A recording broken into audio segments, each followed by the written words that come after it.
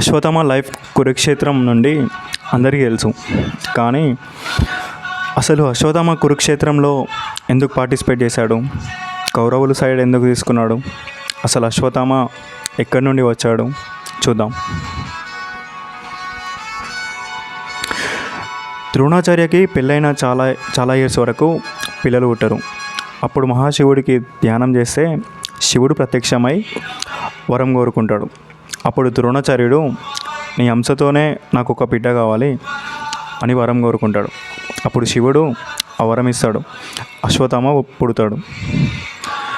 శివుడి ఫోరెట్ మీద అలా ఎలా అయితే తాడై ఉంటుందో అశ్వత్థామకు కూడా పుట్టుకతోనే ఫోరెట్ మీద ఒక మణి ఉంటుంది.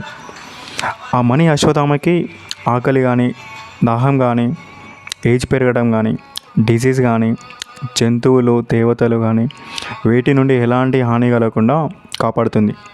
అంటే ఇంపోర్టల్ కాదు, కానీ ఆల్మోస్ట్ ఇంపోర్టలే. మహావిష్ణువే వచ్చి అతని తెలివంతా ఉపయోగిస్తే తప్ప అశ్వత్థామని చంపడం కష్టం. ద్రోణాచార్యుడు చాలా పూర్. ఇంట్లో కనీసం అవసరాలకు కూడా డబ్బు ఉండేది కాదు. అప్పుడే ద్రోణాచార్యుడు ద్రౌపద అనే రాజు దగ్గరికి వెళ్తాడు. ద్రౌపద రాజు ద్రోణాచార్యుడు చిన్నప్పుడు ఫ్రెండ్స్. చిన్నప్పుడు ద్రోణాచార్యుడు చేసిన ఒక హెల్ప్కి ద్రౌపద నేను పెద్దయ్యాక రాజు అవుతా కదా, అప్పుడు నాకు నా సగం రాజ్యంలో ఇస్తా నీకు అని ప్రామిస్ చేశాడు. ఆ రోజుల్లో ప్రామిస్కి చాలా వాల్యూ ఉండేది. అది గుర్తొచ్చి ద్రోణాచార్యుడు ద్రౌపద దగ్గరికి వెళ్తే నీలాంటి పేదవాడితో నాకు స్నేహం ఏంటి అని అవమానించి పంపించేస్తాడు అశ్వత్థామ తండ్రి ద్రోణాచార్యుని. ద్రోణాచార్య వైఫ్ అయిన కృపికి కృప అనే బ్రదర్ ఉన్నాడు. అతను ద్రోణాచార్యని హస్తినాపురంకి పిలుస్తాడు. ద్రోణాచార్య యుద్ధ విద్యలు చూసి పాండవులకు కౌరవులకి గురువుగా ఉండమంటాడు. అప్పటి నుండి ద్రోణాచార్యుడు వాళ్ళకి గురువుగా వచ్చాడు.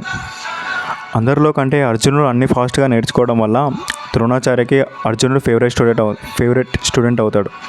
ఇది అశ్వత్థామలో అర్జునుడి మీద జెలసీ వచ్చేలా చేసింది. అలా అని అశ్వత్థామ వేస్ట్ కాదు, అశ్వత్థామ కంటే బెటర్ అంతే.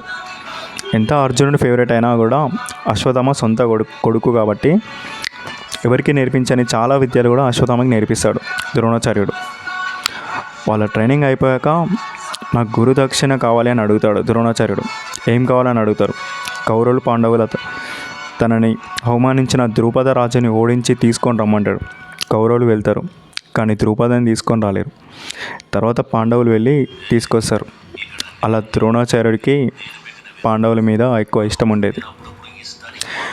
కురుక్షేత్ర యుద్ధం జరగబోయే ముందు టీమ్స్ డివైడ్ అయ్యారు.